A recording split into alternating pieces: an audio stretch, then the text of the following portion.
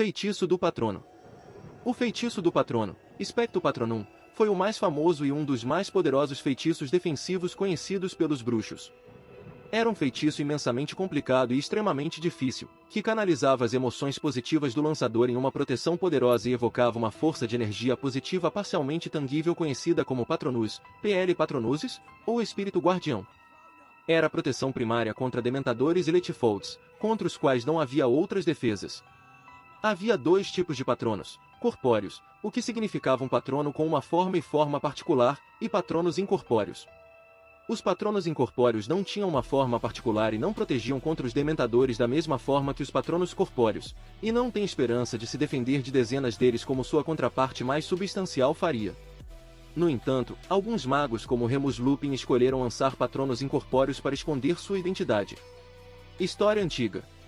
É evidente a partir de antigas xilogravuras e pergaminhos que o feitiço do patrono foi usado desde os tempos antigos. Portanto, não se sabe quem o criou ou quando foi inventado. O feitiço também tem uma longa associação com aqueles que lutam por causas nobres ou nobres. Aqueles capazes de produzir patronos corpóreos eram frequentemente eleitos para altos cargos no Wizengamot e no Ministério da Magia. Segundo a lenda, um dos patronos mais famosos de todos os tempos era um rato humilde, que pertencia a um jovem mago chamado Ilius. Ilius lançou o Patronus Charme quando sua vila estava sendo atacada pelo Dark Wizard Haxidian e seu exército de dementadores. Apesar do tamanho diminuto do camundongo, ele brilhou com uma luz brilhante, parando os dementadores enquanto se movia agilmente pelas fileiras de aldeões em fuga. Enfurecido, Haxidian decidiu entrar na briga sozinho. Ele tentou convocar um patrono para afastar o rato de Ilius. No entanto, Haxidian falhou em lembrar que apenas os puros de coração poderiam produzir um patrono. Assim, pela primeira vez na história, foi revelado o que acontecia quando um bruxo ou bruxa competente, mas indigno, tentava o feitiço. Vermes dispararam da varinha de Haxidian e rapidamente o devoraram enquanto engolfavam todo o seu corpo. Os aldeões então saudaram Ilius como um herói. Segunda Guerra Bruxa. Harry Potter teve aulas de antidementadores com Remus Lupin para aprender o feitiço avançado e, portanto, foi um dos mais jovens a tentar esse feitiço com resultados reais. Durante uma partida de quadribol contra Corvinal em 1994, ele lançou seu primeiro patrono corpóreo, quando vários alunos da Sonserina estavam se passando por dementadores. Ele executou o feitiço novamente em junho, quando ele, junto com Hermione Granger e Sirius Black, estavam sendo atacados por mais de 100 dementadores, então ele lançou um patrono corpóreo poderoso o suficiente para afugentá-los. Em 1995, Harry lançou o feitiço contra um bicho-papão que ele pensava ser um dementador durante a terceira tarefa do torneio Tribruxo. No verão seguinte, ele e Dudley Dursley foram atacados por 2 dementadores, e Harry conseguiu afastá-los com o feitiço, levando-o a ser julgado por magia menor de idade em uma tentativa de desacreditá-lo. Harry também ensinou o feitiço aos membros da armada de Dumbledore e alguns tiveram sucesso em lançá-lo. O feitiço foi usado com frequência para afastar os dementadores, como quando o trio escapou do Ministério da Magia após obter o medalhão Horcrux durante a Batalha de Hogwarts.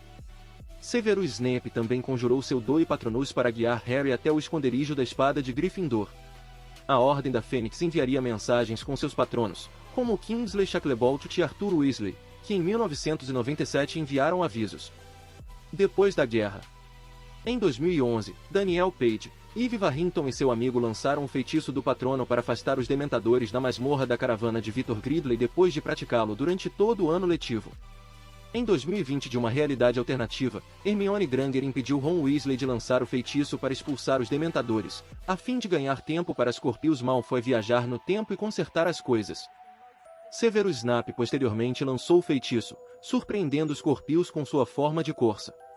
Snape enviou seu patrono para abrir caminho para Scorpius chegar ao Grande Lago, sacrificando-se no processo, já que a corça protegeu Scorpius em vez de seu lançador. A corça desapareceu quando Snape recebeu o beijo do Dementador, mas conseguiu guiar Scorpius com segurança até o lago. Natureza. O patrono representava aquilo que estava oculto, desconhecido, mas necessário dentro da personalidade.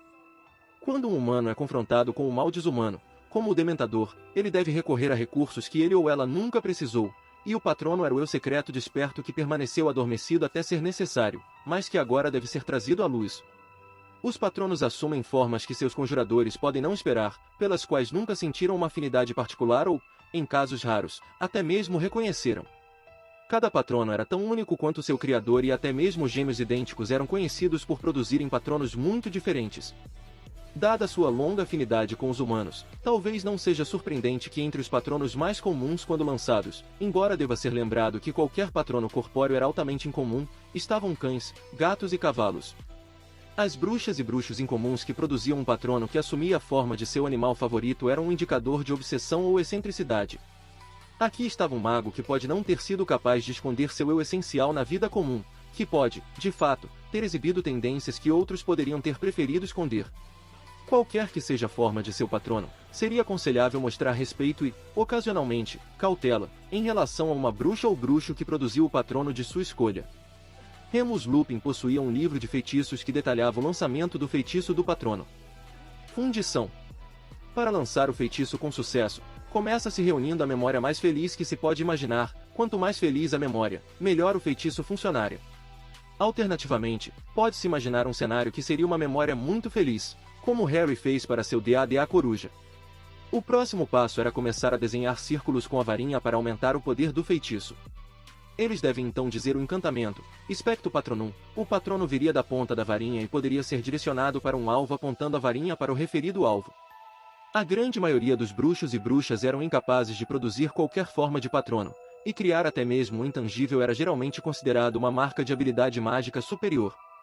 Rubio Hagrid foi um exemplo de bruxo que não conseguia conjurar nenhuma forma de patrono, pois o feitiço era muito difícil para ele. Alternativamente, Minerva McGonagall foi a única pessoa vista capaz de produzir 3 feitiços patronus de uma vez.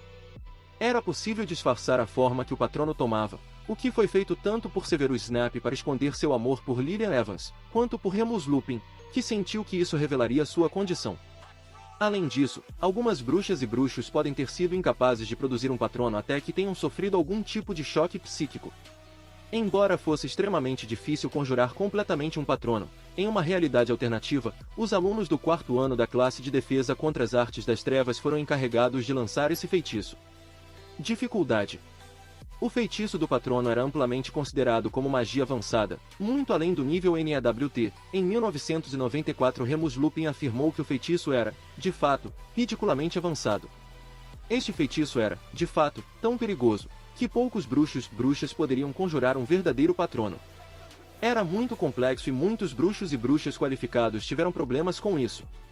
Na verdade, Harry Potter foi um dos mais jovens bruxos capazes de lançar um patrono. Ele foi ensinado a fazê-lo no início de 1994, aos 13 anos, por Remus Lupin. Em uma aula da Armada de Dumbledore, Harry ensinou aos membros como usar o feitiço. Alguns até conseguiram lançar uma forma corpórea, embora Harry tenha dito que isso pode ser porque não havia nenhum dementador para amedrontá-los. No entanto, 3 membros foram mais tarde capazes de lançar patronos corpóreos na presença de dementadores. Ser capaz de lançar um patrono, enquanto lutava contra dementadores ou não, não era necessário para se formar em Hogwarts, então era algo que era ensinado em circunstâncias especiais. Amélia Bones e membros em potencial do DA ficaram todos muito impressionados quando Harry Potter revelou que ele poderia lançar não apenas um feitiço do patrono, mas também um feitiço corpóreo, o que era notavelmente mais difícil do que lançar um feitiço incorpóreo, desde seu 3º ano escolar em Hogwarts.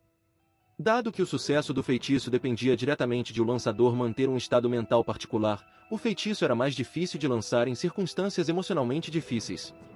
Por exemplo, Harry Potter, Ron Weasley e Hermione Granger tiveram dificuldade em lançar seus patronos quando estavam sob a influência negativa do medalhão de Salazar Slytherin, um dos Horcruxes de Lord Voldemort, e depois de testemunhar a morte de Fred Weasley na batalha final. Esta característica do feitiço foi particularmente infeliz, já que o uso principal do feitiço era para se defender contra dementadores, criaturas das trevas especificamente equipadas para perturbar mentalmente as pessoas, e, portanto, era em parte o motivo pelo qual era considerado uma magia tão avançada e difícil. A autoconfiança também pode desempenhar um papel importante no lançamento do feitiço. Em 1994, Harry foi capaz de lançar o feitiço com sucesso, expulsando um grande número de dementadores no processo, o que, de acordo com Severus Snape, só era possível por um bruxo muito poderoso, salvando assim Sirius e uma versão mais jovem de si mesmo, aparentemente sem recordar uma memória feliz, quando percebeu que já havia feito isso, embora Harry pudesse ter tido uma memória feliz ao perceber que havia salvado as 3 almas. Valor. Era uma crença geral mantida pelo mundo mágico que apenas aqueles que eram puros de coração eram capazes de lançar patronos. Isso, no entanto, não era verdade, já que vários personagens com traços de personalidade negativos foram capazes de lançar um patrono completo. Embora geralmente bruxas e bruxos das trevas não tentassem produzir um patrono, não tendo necessidade de um, a maioria dos bruxos das trevas seria devorada por larvas saindo de sua varinha e consumindo o lançador. Por esse motivo, Lord Voldemort e seus comensais da morte não foram capazes de lançar um feitiço de patrono, não que fosse necessário, pois eles já tinham as criaturas das trevas sob seu controle por meio de sua afinidade com a escuridão e não teriam utilidade para os patronos. Draco Malfoy estava entre aqueles incapazes de lançar o feitiço do patrono. Severus Snape era o único comensal da morte capaz de lançar o feitiço. Algumas bruxas e bruxos de moral questionável, como Dolores Umbridge, foram capazes de produzir patronos corpóreos.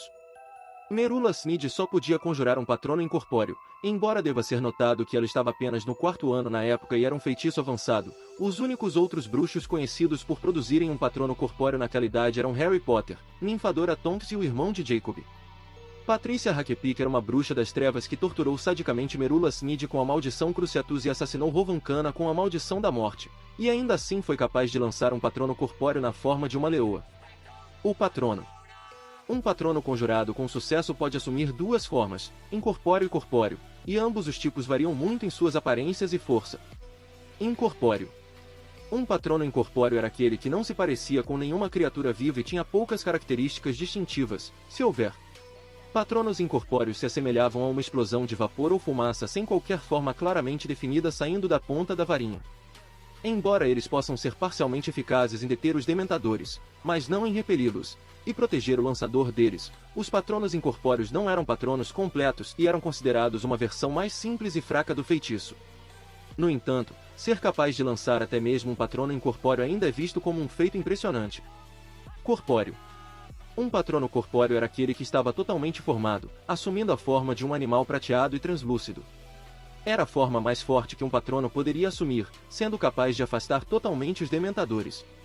As formas animais específicas que um patrono corpóreo assumia variavam de pessoa para pessoa e refletiam a personalidade mais íntima de cada indivíduo. As formas do patrono, no entanto, estavam sujeitas a mudanças se o conjurador passasse por algum tipo de turbulência emocional, incluindo cair no amor eterno e imutável. Por exemplo, o patrono de Ninfadora Tonks mudou de sua forma anterior para a de uma criatura de 4 patas que outros achavam que era um lobo, porque então refletiria seu amor por Remus Lupin, ele próprio um lobisomem. Outro exemplo foi Severus Snape, cujo patrono era o de uma corça, o mesmo de Lilian Evans, embora esse possa ter sido o caso o tempo todo, em vez de uma mudança de sua forma original, já que Snape foi apaixonado por Lilian durante a maior parte de sua vida. Com base no fato de que os patronos foram conjurados ao relembrar memórias felizes, é lógico que um patrono pode mudar sua forma depois que alguém se apaixonou e as memórias usadas para conjurar o patrono giravam em torno da pessoa por quem o conjurador estava apaixonado. Além disso, parecia que alguns casais tinham patronos complementares, formas masculina e feminina do mesmo animal, como Lilian e Tiago Potter. No entanto, não se sabe se isso foi uma coincidência ou não. Se um mago fosse um animago e pudesse convocar um patrono corpóreo, os dois poderiam assumir a mesma forma. Este foi o caso de Minerva McGonagall e James Potter. O patrono de Remus Lupin assumiu a forma de um lobo, ao invés de um lobisomem. Se todos os lobisomens gerariam ou não um patrono semelhante é desconhecido. É lógico que provavelmente foi devido às melhores lembranças de Remus de sua juventude girando em torno da aceitação que ele sentia apesar de sua condição, na qual ele se sentia mais em casa em sua forma de lobo durante esses tempos, em vez de amaldiçoado por ela e também devido à sua natureza desejando um sentimento de pertencimento em seu âmago, muito parecido com um verdadeiro lobo. A maioria dos patronos assumiu a forma de um animal comum. Criaturas mágicas, como a Fênix patrono de Alvo Dumbledore, eram incomuns. Era extremamente raro os patronos assumirem a forma de animais extintos. O mamute lanoso patrono de Edley Fleetwood foi uma notável exceção. Andros, o Invencível, foi o único mago capaz de lançar um patrono do tamanho de um gigante, embora não se saiba se era um gigante ou não. O patrono corpóreo também era melhor em repelir dementadores do que a forma incorpórea. Usos. Havia 2 usos conhecidos para o feitiço do patrono.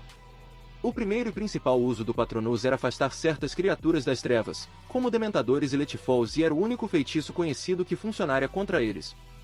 Como os dementadores se alimentavam de memórias felizes, fazendo com que os humanos se afogassem em sua própria tristeza, o patrono agia como uma espécie de escudo, do qual o dementador tentava se alimentar. O patrono era composto exclusivamente de sentimentos positivos e não podia compreender a emoção negativa, então a influência do dementador não poderia afetá-la.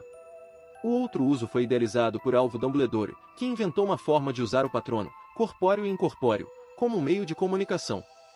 Eles podiam entregar mensagens, falando com a voz do lançador. Acreditava-se que essa fonte de comunicação era exclusiva dos membros da Ordem da Fênix. Usar o patrono para a comunicação oferecia grandes vantagens em segurança, já que os patronos identificavam o conjurador e eram a prova de artes das trevas. Um bom exemplo disso foi quando Minerva McGonagall usou seu patrono felino para pedir ajuda aos outros chefes de casas em 1998, quando descobriu que Harry Potter havia retornado a Hogwarts em busca do diadema de Rowena Ravenclaw. Múltiplos patronos podem ser lançados para a comunicação, já que McGonagall foi capaz de criar 3. Outra foi quando Severus Snape usou seu patrono para levar Harry Potter a uma piscina na Floresta de Dean em 1997, onde ele havia colocado a espada da Grifinória para Harry recuperar. Não se sabe se Snape conjurou o patrono com instruções ou se ele o estava escondendo e controlando para esta tarefa. O patrono de Harry era capaz de seguir comandos orais e físicos. Eles também só permaneceram ativos enquanto o lançador estava focando neles. Se eles não estavam protegendo ninguém, os patronos pareciam assumir as características da criatura com a qual se assemelhavam e geralmente seguiam seu lançador. Isso tornava incerto se eles eram sencientes ou não. Etimologia: Patronus é o caso nominativo singular que significa protetor, guardião ou simplesmente patrono em latim, refletindo especificamente todo o papel que o feitiço do patrono desempenha. Em latim arcaico, significava pai, o que é muito interessante, considerando que o patrono de Harry Potter é o mesmo que o patrono de seu pai e a forma animaga, um veado.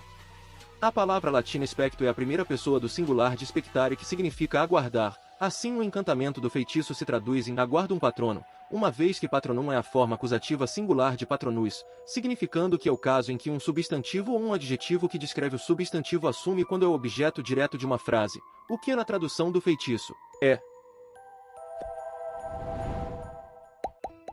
Se você gostou do conteúdo, não se esqueça de dar like e se inscrever no canal. Eu fico aqui, até a próxima!